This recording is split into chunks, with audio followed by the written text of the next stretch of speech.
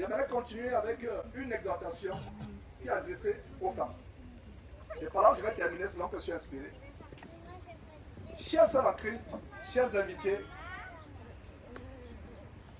nous vivons une génération caractérisée par le féminisme. C'est-à-dire que la culture courante nous montre que l'homme est l'égal de la femme. Je n'avais pas prévu enseigner. Je précise que je n'avais pas, quand je venais ici en France, je n'avais pas prévu enseigner. Qu'est-ce qui s'est passé? On est allé à un baptême. Et pendant que nous baptisions la femme de Jean-François, qui est là, avec, voilà. Vous pouvez même vous lever, c'est pas grave. Levez-vous Jean-François, s'il vous plaît. Voilà. Donc Jean-François accompagne son épouse. Voilà, merci. Veuillez vous asseoir là, juste merci beaucoup. Donc, ils sont à l'origine de ce message. Donc pendant que je l'ai bâti, la vidéo sera publiée, tout en espérant que, voilà, le backup, la batterie est même finie, c'est la sœur de, voilà, Odaya, je crois, c'est ça. Odalia, voilà, qui a... Odaya. Voilà. Odaya, excuse-moi, Odaya. Donc c'est elle qui a filmé. J'étais dans la rivière, j'ai commencé à voir vraiment, Dieu a commencé à mettre les paroles. Je ne savais même pas que la sœur était mariée. Je ne savais pas, elle et moi, on n'a jamais... Je ne sais pas si, Arabia, tu m'as déjà parlé de ton statut femme, je ne pense pas. Je ne savais même pas que c'était marié. J'ai même été surpris. Oh, mon mari, ah tiens, on s'est rencontrés. Alors, au baptême, il y a comme un blocage. Et Dieu a donné cette parole directe dans ma bouche que, sœur, tu ne peux pas entrer dans les eaux du baptême si tu ne te repens pas de tout ce que de mal que tu as fait à ton mari, l'insoumission, les querelles. Je parlais comme cela. Waouh, je n'avais pas fini qu'elle s'est mise à genoux devant son mari. Je n'avais pas fini qu'elle s'est mise à genoux devant son mari en train de dire, oh chérie, pardonne-moi, voilà ce que c'est. Elle pleurait, elle était à genoux.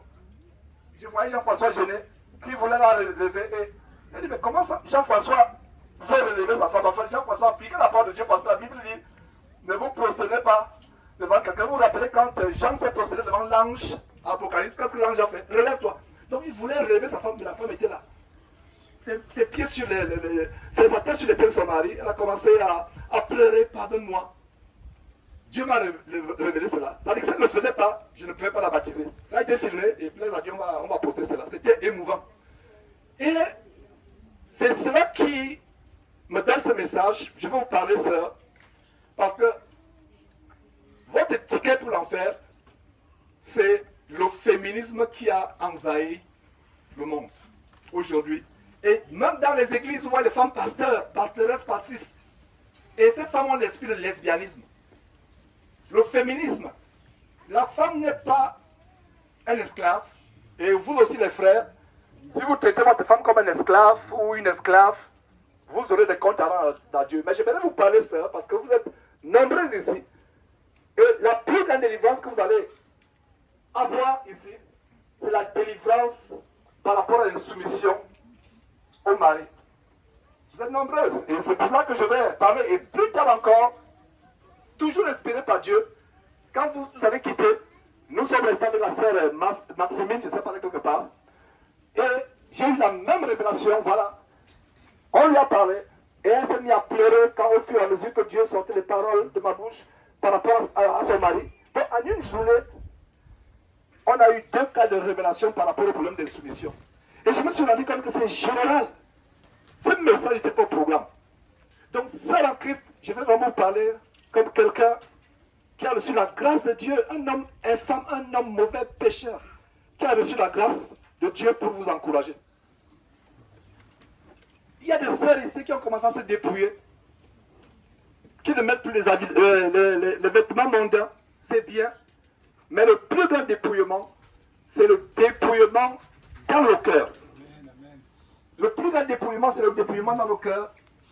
Je préfère encore, je disais aux frères hier, je préfère une femme qui met encore ses jeans Destroyer, qui met encore ses habits de Rihanna, qui met encore ses habits de Beyoncé. Je préfère cette femme. Elle met ses habits, mais il y a la pureté dans son cœur, qu'à une femme qui fait des longues robes, qui se voit la tête, mais il y a la masculinité dans son cœur, il y a le manque d'autorité dans son cœur. Le message aujourd'hui, c'est ne commencez pas à vous dépouiller à l'extérieur alors que votre intérieur est impur. Il y a des femmes qui ont des longues robes, des longues jupes, c'est bien. Elles sont voilées. Et d'ailleurs, vous n'allez pas vous voiler 24 heures sur 24 heures, sauf si vous priez 24 heures sur 24 heures. Le voile, c'est uniquement quand vous priez. Beaucoup de gens ne savent pas cela. Mais il y a des femmes qui sont dépouillées, qui sont physiquement dépouillées, mais il y a encore dans le cœur cette souillure. Je vous assure que c'est en Christ. Quel est le problème numéro 1 qui amènera ça à l'enfer? L'insoumission au mari. Il y a des jeunes filles ici, je suis content que vous appreniez cela étant petite. Il y a des sœurs qui me disent, oh ma maman ne m'a pas appris ces choses. J'aurais bien voulu que ma maman m'apprenne comment être soumis à un homme. Et si vous avez un mari non croyant, considérez qu'il est votre chef. Quelqu'un peut nous lire 1 Corinthiens chapitre 11 verset 3. À haute voix. Quelqu'un peut nous lire à haute voix 1 Corinthiens chapitre 11. Voilà. À haute voix. 1 Corinthiens chapitre 11. 1 Corinthiens chapitre 11. Ouais. Voilà. C'est bon, c'est bon. Bien, tu vas. Ok. Ok, je lis 1 Corinthiens 11, verset 3. Je veux cependant que vous sachiez que Christ est le chef de tout homme, que l'homme est le chef de la femme et que Dieu est le chef de Christ. Amen. Voilà. Je veux que vous sachiez, de ma part, tu vas lire plusieurs autres versets, s'il te plaît. Je veux que vous sachiez que Christ, Dieu est le chef de l'homme. Dieu est le chef de Christ, pardon. La hiérarchie. Dieu est le chef de Christ. Christ est le chef de l'homme. Et l'homme est quoi? Voilà. Donc c'est en Christ. J'ai une mauvaise nouvelle pour toi. Si tu appelais ton mari bébé, tu as laissé le bébé dans la maison pour t'en prendre soin. Ton mari n'est pas un bébé. Oh bébé. On va voir comment une femme qui craint Dieu appelait son mari. Et quand j'ai appris ça, les sœurs étaient choquées. On va voir ça tout à l'heure. Bébé, oh mon bébé, bébé. Non. Tu as des bébés à la maison. Si tu n'en as pas encore, ils vont venir, tu t'en occuperas. Tu auras tout le bébé. Ton mari n'est pas ton bébé. L'homme est le chef de la femme. C'est en Christ. Nous allons être crus. Pas crus pour scandaliser, mais être réel. Ça veut dire que vous parlez. Un frère, un grand frère, ou un petit frère par rapport aux uns aux autres. Quand votre patron au travail vous appelle, vous sœurs, comment lui répondez-vous?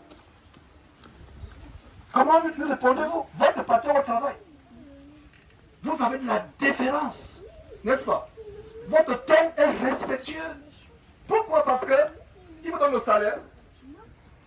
Parce que vous êtes respectueux. Le salaire qu'il vous donne, qui vous fait être respectueux, n'a rien à voir au salaire que Dieu nous donne, le ciel. Si tu es respectueux, respectueuse sert à ton patron, parce que tu attends un salaire, tu ne veux pas être viré. Tu veux avoir un CDI. CDI, c'est encore quoi? C'est le truc que j'ai appris il y a quelques jours. CDI, c'est quoi encore là? Contrat de durée. Ah, voilà. Non, on n'a pas ça aux États-Unis. On t'engage, 2 heures après, tu mets à la porte. Toi aussi, si tu trouves un meilleur boulot, 1 heure après, sur LinkedIn, tu dis, patron, bye. Stopper le training. Donc, tu veux avoir un CDI. C'est difficile d'avoir un CDI pour certains. Tu es là, oh, patron, ça va très bien. Patron, est-ce qu'il y a quelque chose à faire? Patron, je n'ai pas encore resté 2 heures. Patron. Ça, c'est le patron. Parce qu'il y a un salaire. Mais le mari vient le soir, tu n'as rien sur Twitter. Voilà comment le fléau. Les femmes qui prennent la longueur de journée Twitter, TikTok, etc. C'est pas Dieu qui protège la maison des gens. Ils sont là. Twitter. Chérie, j'ai une journée. Tu t'enlèves même pas pour accueillir le mari. Oh, j'ai faim, femme gentille, elle... Vous savez la direction c'est quoi? Le micro-ondes. Quand elle est un peu plus grincheuse, elle dit, toi on va te servir. Est-ce que vous voyez la différence? Vous parlez à votre patron, vous êtes gentil, parce qu'il y a un salaire. Mais je vous assure qu'il y a un salaire plus grand. L'entrée, c'est le plus grand salaire. Et le verset qu'on vient de voir, la plupart des sœurs, malheureusement que je connais, ont des maris incroyants. Je commence par les sœurs qui ont des maris incroyants. Avant d'aller aux sœurs qui ont des maris croyants. Sœur en Christ, ton mari ne craint pas Dieu. Ton mari est incroyant. Il est même musulman, magicien, sorcier. Il demeure toujours comment? Qu'est-ce qu'on a Ton vu? chef. L'homme est le chef de la femme. Est-ce qu'il a dit que l'homme chrétien? Ça, j'espère que vous me comprenez. Il n'a pas dit l'homme chrétien est le chef de la femme. Il a dit l'homme est quoi? L'homme point. Pire encore, les femmes qui veulent évangéliser leur mari. Il y a un frère ici parmi nous, peut-être il pourra témoigner plus tard. Quand sa femme lui prêchait la parole, ses oreilles bourdonnaient et se bouchaient. Il était irrité. Il a dit, frère, tu avais raison de t'irriter. Parce que Dieu interdit à la femme d'enseigner la parole de Dieu. Tu avais raison. Et plus tard, il est converti aujourd'hui. La femme s'est rendue compte de son erreur. Et il n'est pas seul. J'ai le témoignage d'un autre homme qui était incroyant. Chaque fois que la femme prêchait la parole de Dieu. Parce qu'en fait, on va voir comment la femme peut transformer son mari. Ce n'est pas prêcher la parole de Dieu. Ce n'est pas ton comportement. Donc, il y a une manière de parler. Je vous assure, mes frères et sœurs, que la porte de l'enfer, il y a des sœurs qui ont laissé tomber l'amour du monde, le décapage de la peau, le bling-bling, le BBL. Il y a un faux pasteur congolais qui m'a fait connaître ce que c'est le BBL. Je fais de la petite la parenthèse. Si vous êtes bien abonné sur Jésus TV, vous savez de quoi je parle. Ça fait même en Turquie. Je ne savais pas que la Turquie était une nouvelle destination pour les gens qui font des choses terribles. Nous-mêmes, pas le passé. Je connais des gens, j'ai des amis, mais pas de ceux qui faisaient ces choses. Peut-être moi aussi, j'aurais fait le BBL maintenant pour ressembler à Michael Jackson avec un nez moins épaté. Mais je l'avais dit, je sais que j'étais délivré de ces choses. Alors, mes sœurs, le péché numéro 1 qui vous concerne, c'est l'insoumission au mari. C'est l'insoumission au mari. J'aimerais qu'en partant de ce séminaire, même avant même ce séminaire, la fin du séminaire, vous appelez votre mari. Si vous êtes touché par ce qu'elle dit, et ma prière c'est que vous soyez touché par ce qu'elle dit, vous appelez votre mari comme la seule affaire. Cher époux, il sera d'ailleurs surpris que vous n'appelez plus bébé. Il m'a dit qu'est-ce qui se passe? Ce séminaire était vraiment sérieux. Cher époux, je t'en supplie, j'aimerais te parler. J'aimerais me repentir. Tu ne peux pas aller prier Dieu si tu ne demandes pas pardon à ton chef. Tu ne peux pas traverser le chef. Relisons ce verset. Frère, relisez encore ce verset. Il faut que vous compreniez. Vous ne pouvez pas aller à Dieu si vous traversez votre mari.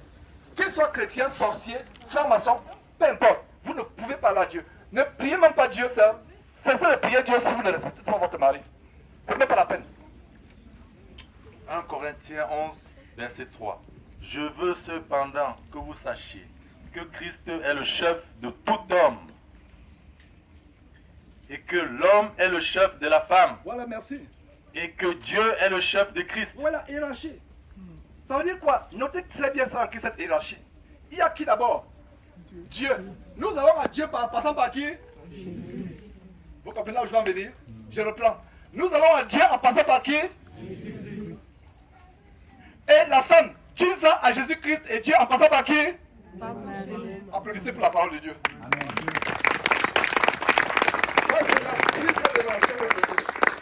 Ça, c'est la plus grande révélation, sœur. Rien que là, je peux m'arrêter, j'ai terminé. C'est une grande révélation. Je reprends. Nous allons à Dieu par qui? Par Jésus-Christ. Sœur en Christ. Tu vas à Jésus-Christ, à Dieu par qui? Ton époux. Alors cette porte. Dieu vous accorde la délivrance. Je n'avais pas prévu. Je suis fatigué de prêcher. Je suis venu me reposer, observer la nature. C'est ça que je suis venu faire. Et je suis rassasié de la belle nature française. Je suis content d'avoir dénoncé Macron et autres parce qu'ils veulent détruire ce beau pays. Et il faut que frère, vous vous leviez pour prêcher la vérité. Ce n'est pas Marine Le Pen, c'est Marine quelque part. Ce n'est pas Macron qui va sauver le pays. C'est Jésus qui va sauver le pays. Il n'y a que lui, les bonnes mœurs, les valeurs. Alors, je reprends cette révélation. L'homme est le chef de la femme. Ça veut dire que Dieu est le chef de Christ. Ça veut dire que tu vas à Dieu par qui? Je reprends, nous tous on va à Dieu par qui? Jésus-Christ. Maintenant, vous les femmes, nous les hommes, nous allons à Dieu par qui? Jésus-Christ. Maintenant, la femme va à Dieu en passant par qui? Son mari. Voilà. Sœur, oubliez tout ce qu'il a dit. N'oubliez pas ce qu'il vient de dire. Et je vous dis une chose à partir d'aujourd'hui. Quand vous voyez votre mari, qu'il soit incroyant, ivrogne, prostitué, peu importe, et même homosexuel, je suis désolé. Et même, il y a les maris homosexuels, c'est-à-dire qu'ils sont... Il y a les maris. Je suis en contact avec beaucoup de sœurs qui vivent des choses difficiles. C'est-à-dire que celui-là, il va avec des hommes. Puis non encore avec les enfants. Vous avez suivi comment j'ai confronté une sœur en Christ qui n'a pas voulu dénoncer son mari au Canada parce qu'elle ne veut pas perdre son mariage.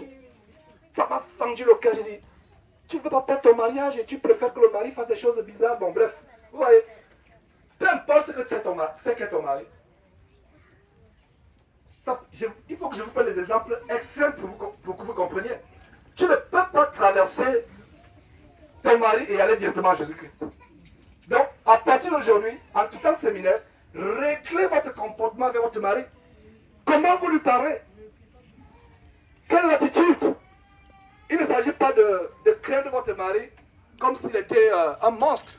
Et je vais aussi parler un tout petit peu des frères. Parce qu'il y a un frère qui est venu au Canada. Nous les avons reçus avec sa femme. Confortément, nous les avons reçus. Ils ont passé, je crois, 1 ou 2 semaines. Je ne sais pas exactement. La femme était autoritaire. On était scandalisés, les frères et sœurs de Houston et nous, on était scandalisés. Va changer la couche au bébé. Fais ceci, fais cela. Il était comme un valet. Un Canadien, originairement du Canada. Elle était émigrée depuis le Burkina Faso. Merveilleuse sœur. Cette sœur est une sœur, mais quand vous la voyez, vous allez dire que elle est déjà sur la voie du ciel. Merveilleuse. Elle est douce avec d'autres personnes. Mais nous avons constaté, il a fallu, c'est pour ça qu'on ne se connaît pas. Moi, je ne suis pas quelqu'un qui voit l'apparence. Dieu me fait grâce de voir ce que les autres ne voient pas. Parce que là, on est là, bien voilé. Déjà, avant la maison, dès qu'on est dans la voiture, le naturel est venu. Mais la clim, tu ne vois pas qu'il fait chaud aussi. Dis-moi déjà. Hein? Je vous assure que je vais vous dire une chose. Une femme qui est à côté de son mari qui conduit et qui reste tranquille tout le voyage, la femme est déjà sur la voie du ciel. La femme est sur la voie du ciel. Je ne vous dis pas de lever les mains, mais quelle est la femme qui conduit silence? C'est-à-dire que le mari, et si vous êtes comme moi, oh là là, je vous assure que je vais vous faire pécher 1 milliard de fois. Donc si vous avez une femme qui reste tranquille, parce que des fois, tu vas là-bas, tu vas à gauche, tu manques comme le stop si tu es pressé. La femme qui craint Dieu doit rester tranquille et prier Dieu que Dieu prenne le contrôle du volant. Dans le cœur, dit Seigneur, mon mari, je ne sais pas quel problème il a. S'il te plaît, prends le contrôle du volant. Voilà. Mais je t'avais pourtant dit d'aller à gauche, je t'avais dit d'aller à droite. Non, il y a une manière de parler au mari. Il y a une manière de parler au mari avec beaucoup de douceur. Donc il y a du travail à faire, la repentance. Prenez le téléphone pour ce soir arrivé, demandez pardon à votre mari et prenez la résolution de vous comporter comme on va dire tout à l'heure. Donc je reviens avec le Canada pour être logique dans les idées. Le couple est venu, c'est un couple qu'on connaissait, merveilleux couple. La sœur, une merveilleuse sœur qui s'est dépouillée extérieurement, mais elle avait ce problème-là. On était choqués. Il faut changer la couche à l'enfant. Elle dit même balance l'enfant avec la souillure, l'enfant s'est souillé. Elle balance. On était choqués. Fais ceci. Après, une semaine, elle était naturelle à la maison et elle faisait des choses qui nous scandalisaient. Elle grondait carrément son mari. J'ai pris un frère, je crois qu'il me rappelle bien, sur terre où j'étais seul. Je crois que j'étais avec des frères, on a fait asseoir, on a dit sœur, nous devons parler selon la vérité. Nous avons passé le temps ici. Voilà ce que nous avons observé. Ta manière de parler à ton mari est quelque chose d'abominable. C'est le mot que j'avais utilisé, abominable. Je vais vous choquer. Une femme qui manque de respect à son mari, vous savez comment Dieu la voit? Dieu la voit comme un homme qui va avec un homme, une femme qui va avec une femme. C'est à ce point-là. Et Dieu me l'a révélé. C'est tellement grave. Ayez peur même d'ouvrir la bouche devant votre mari. Pire encore, le mari est à ABC, vous avez dépassé les lettres qui sont après Z. Au cas où elles existeraient. Vous trouvez même de nouvelles lettres. Ouais, restez tranquille. Cher époux, avez-vous, as-tu terminé? Est-ce que je peux prendre la parole? Laisse-le parler. Laisse-le s'enflammer. Pire encore, il y a les hommes qui battent leurs femmes. Il y a les hommes qui battent leurs femmes, pire. Et frère, si tu tapes ta femme, et tu es présent ici, tu es sur la route de l'enfer. Je vais donner quelques conseils aux frères. Comment vous comporter avec les femmes. Comporter. Avant de te convertir, au Gabon, Confort n'avait pas de parole. Je témoigne, elle n'avait pas de parole. Je l'ai épousée, elle était très jeune. On a les cas de 12 ans, je l'ai rencontrée, elle avait 22 ou 23 ans. Donc pour moi, c'était un enfant. J'étais quelqu'un qui a connu le pouvoir étant jeune. J'ai travaillé avec les grands. Donc quand Confort voulait me dire quelque chose, elle dit, mon enfant, tu n'as rien à me dire. Voilà comment je témoigne. C'est pas un saint qui est devant vous. Enfin, un saint, c'est pas quelqu'un, je vais corriger, c'est quelqu'un que Dieu a sanctifié. Mais je n'étais pas celui que je l'avais. Donc je ne viens pas pour jouer les saints. Moi-même, je parlais mal à Confort. Je ne voulais pas son avis. Je pensais que je connaissais. Mais je me suis rendu compte que ses avis, et je m'en déjà fait, je vais revenir sur les frères. J'ai constaté qu'à 95% Confort avait toujours raison. Malgré sa voix douce, locale. J'étais orgueilleux. Et ça, c'est avant l'accident dont je vous ai parlé. Pour moi, en fait, je devais la former. À tout, à la vie, à l'école. Elle ne parlait pas. Waouh! Je sors de loin. Dieu m'a changé. À supposer que maintenant, vous prêchez la parole, mais à la maison, je gronde Confort. Je lui manque de respect. Ça veut dire que ce que je vous enseigne, je suis le plus grand hypocrite qui soit. Oui, nous devons tout faire pour être transformés par la parole. Alors, qu'est-ce qui s'est passé? Le danger aussi, c'est cela. C'est le suivant. Nous avons parlé à la sœur. Et sœur du Canada, je te salue au nom de Jésus-Christ. Tu vas un peu sourire en écoutant ce témoignage. Et puis tes larmes soient essuyées au nom de Jésus-Christ. Vous allez voir le danger. Nous lui avons parlé. Elle s'est mise à pleurer. Elle a fait exactement comme Arambia. On était réunis là à Houston. On était au living room. C'est qui est aux États-Unis, le salon. Et elle a commencé à pleurer. Vraiment, je ne me rends pas compte. Et son enfance, comment elle a été élevée, comment elle a grandi. Elle a commencé à confesser. Elle s'est vraiment, je ne sais pas si c'était prosternée, mais elle avait le cœur brisé. Elle a demandé pardon à son mari. Elle a pleuré. Il fallait que les autres voient comment. Je ne réalisais même pas à quel point que je me comportais. Elle s'est repentie. Elle a demandé pardon. Le mari ne blanchait pas. Dès qu'elle dit tu te tais, le mari se tait. J'ai dit le mari est ton chef. L'erreur que j'ai commise est la suivante. Je n'ai pas aussi instruit le mari. Quand le mari est retourné au Canada, jusqu'au jour où je vous parle aujourd'hui, chaque jour qu'elle veut élever la voix, le mari lui seul, elle ne veut même pas élever la voix. Donc, il est devenu dictateur. Je pense que le monde doit avoir une conversation vraiment. Jusqu'aujourd'hui, moi, monsieur, Georges a dit que tu as de tes dons. Voilà. Comme si c'est moi, Georges, maintenant qui est son Seigneur. Faites-vous donner la parole de Dieu. Je ne suis pas votre Seigneur. Ce n'est pas Georges, c'est la Bible. Donc, frère en Christ, ta femme, je vais dire frère en Christ, ta femme avant d'être ta femme est qui? Une fille de Dieu et une sœur en Christ.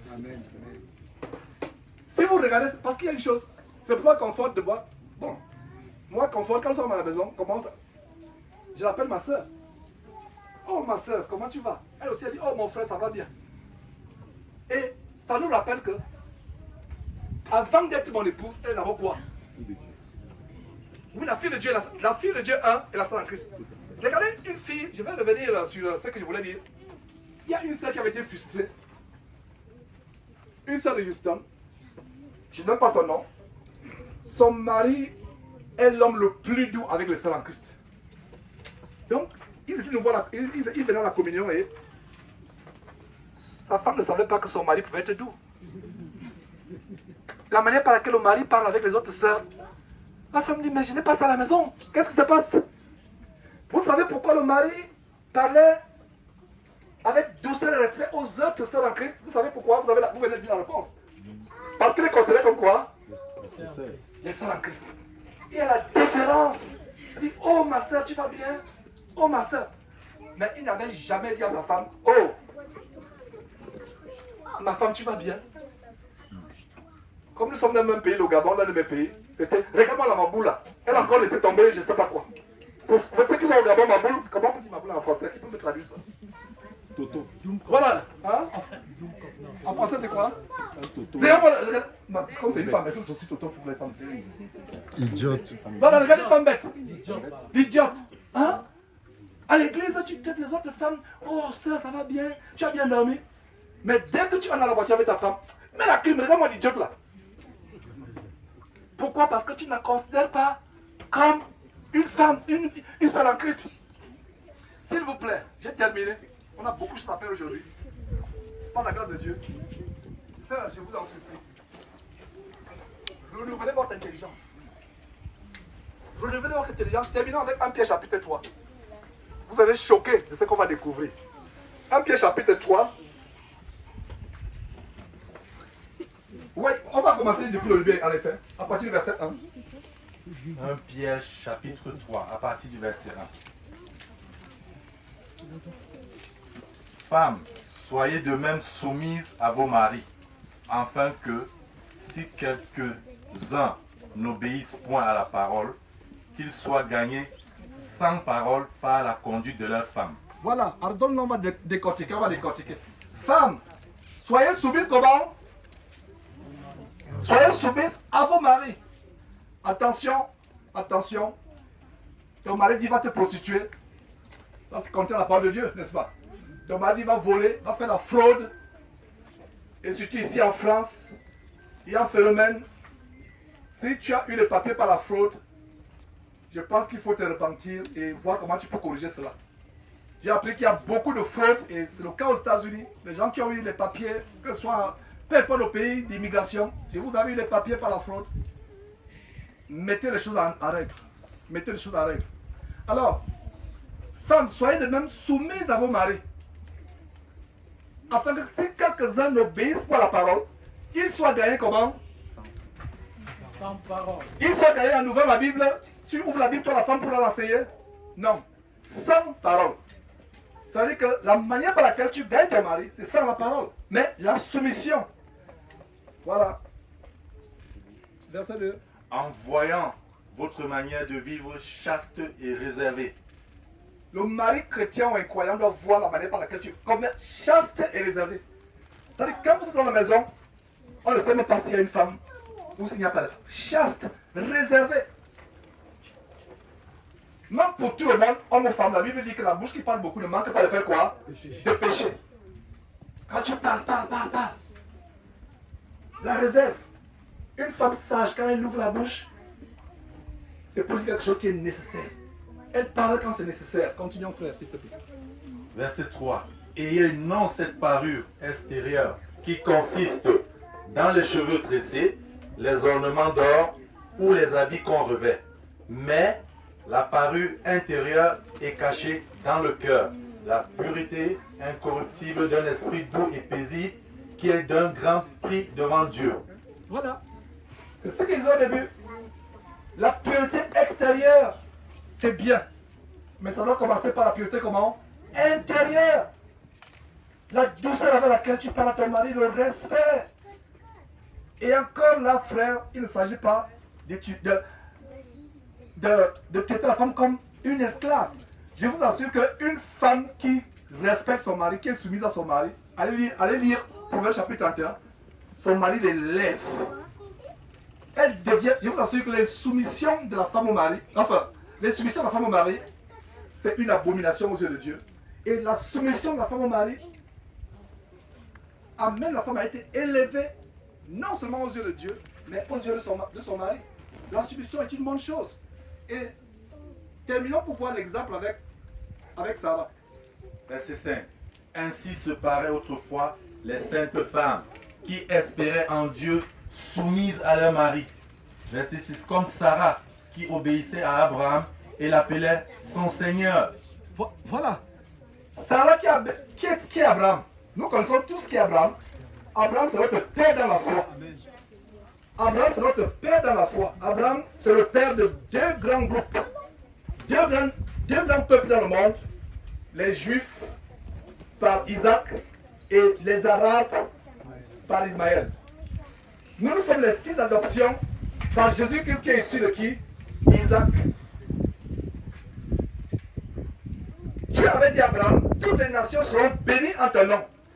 Quelles sont les deux nations, les deux peuples les plus puissants de la terre? Les Juifs et les Arabes. Moi, aux États-Unis, les banques, la politique, l'administration, le droit, ce sont les Juifs. Je pense que c'est aussi le cas en France et partout à travers le monde. Donc la promesse d'Abraham s'est accomplie. Dieu a dit à Abraham, toutes les nations de la terre seront bénies. Les Juifs et les Arabes sont bénis physiquement. Mais nous sommes bénis comment? Spirituellement, en Christ Jésus. Donc nous sommes de la race d'Abraham par Isaac. Donc regardez comme notre maman a tous se comporté. Comment se comportait notre maman Sarah? Je relis le verset 6. Comme Sarah qui obéissait à Abraham et l'appelait son Seigneur, c'est d'elle que vous êtes devenues les filles en faisant ce qui est bien sans vous laisser troubler par aucune crainte. Voilà. C'est d'elle. L'appelait comment? Seigneur. Donc j'avais dit à une sœur une fois, du point dans un enseignement, sœur, tu devrais appeler ton mari Seigneur. Elle m'a regardé sur. Mais frère, tu n'es pas en train de blasphémer là. On a lu ce verset. Ah, mais je n'avais jamais lu ce verset. Mais comment se fait-il que je n'ai pas lu ce verset? Je suis en train de changer un peu de camp pour montrer que je suis en France. Mais comment je n'ai pas lu ce verset? Mais dis donc, ce verset. Mais il est profond ce verset. Il dit, ah oui, il est profond. Il dit à la sœur, ah oui, il est profond. Mais Georges, moi je dois me repentir. Il dit, sœur, tu vas te repentir. Tu vas te repentir. Et elle a commencé à appeler son mari comment? Seigneur. Et elle le pensait, elle était dit, oh mon Seigneur. Et quand tu dis mon Seigneur, tu ne peux pas dire mon Seigneur et insulter 2 secondes après. Et il y a une chose, je vais terminer par là, j'en ai pour beaucoup, j'en ai pour plusieurs minutes. Voyez votre mari comme étant le Seigneur Jésus-Christ, présent dans la maison. Qu'il soit sorcier, converti ou inconverti. Voyez votre mari comme étant le Seigneur Jésus-Christ. Voyez. Et il y a aussi, en dehors du féminisme, un esprit de masculinité, de lesbianisme. Et qui se manifeste de plus en plus dans les femmes pastrices, pastorales, vous voyez, les femmes qui enseignent la parole de Dieu, qui prêchent la parole de Dieu. Et je vais dénoncer ça de plus en plus. Dès que nous arrivons au Texas, il y a une église en France, ICC. Ils sont en train d'introduire petit à petit le lesbianisme, l'homosexualité. La femme qui prend autorité devant son mari, qui n'est pas soumise, sans le savoir, elle a un esprit de lesbianisme, ça s'en rend compte. Elle a un esprit d'autorité, ça s'en rend compte. C'est la même chose pour les femmes qui prêchent.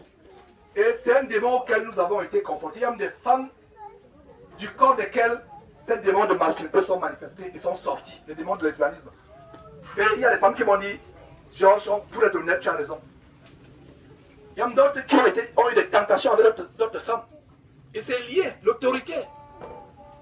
C'est lié. Puisse Dieu délivrer le peuple de Dieu pour délivrer femmes de l'esprit de masculinité. Satan est en train de pervertir les choses. Les hommes sont en train de devenir efféminés. Les femmes, oh là là, c'est même encore plus grave. Presque toutes les femmes sont masculinisées aujourd'hui. À cause de quoi? Liberté, égalité, fraternité. C'est la franc-maçonnerie. La fête internationale de la femme, je ne sais pas quoi.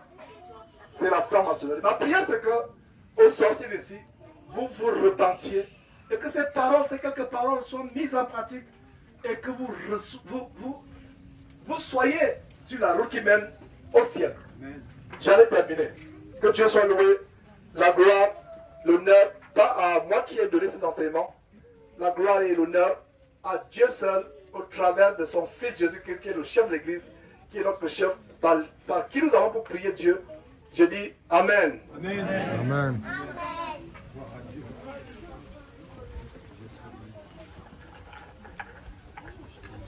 Amen. Nous rendons grâce à Dieu pour cette exhortation.